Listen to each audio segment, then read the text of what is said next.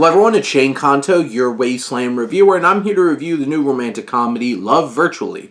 And this film focuses on four couples who attempt to find love in a virtual space. This is obviously trying to take advantage of the pandemic and being able to navigate not being able to have people in the same room, so have them fall in love over the internet. You have L.E. Steinman, who directs this film.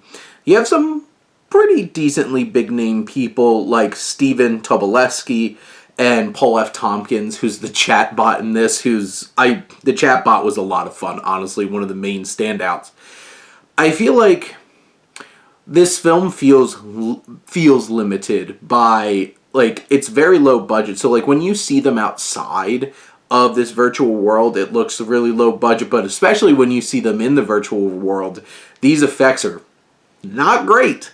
And it feels really cheap, and you can tell, this film's really wearing its budget on its arm, which is not necessarily a bad thing if it really works. I just feel like this is a mashup of a bunch of rom-com threads slammed together, and they hoped that it could really stand out on its own, but it really doesn't. It struggles to keep things threaded together. It struggles to keep things interesting and engaging. A lot of these characters feel very flat and lack a lot of depth and layers to exactly what you can get out of these characters and their dynamics. They're also, a lot of them are very unlikable. You have this married couple who are cheating on each other with each other over virtual reality.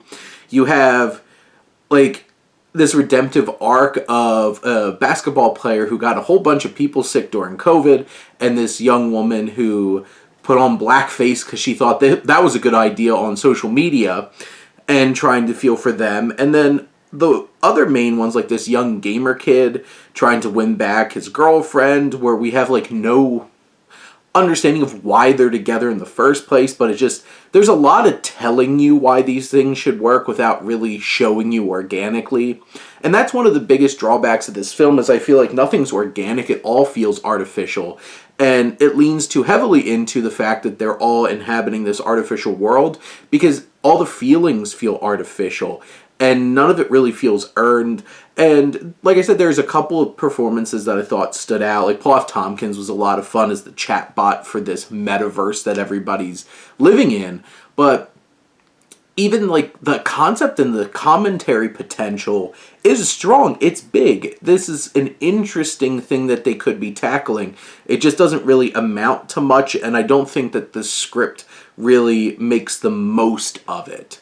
And in the end, I think this was a bit of an unenthusiastic attempt at bringing some big ideas in terms of virtual relationships to the forefront, and it kind of just rides on its concept without adding the depth that it needs to connect on a human level and an emotional level. But those are my thoughts on Love Virtually. Let me know what you think, and let's talk some movies. But thank you as always for tuning in and supporting your Wasteland reviewer.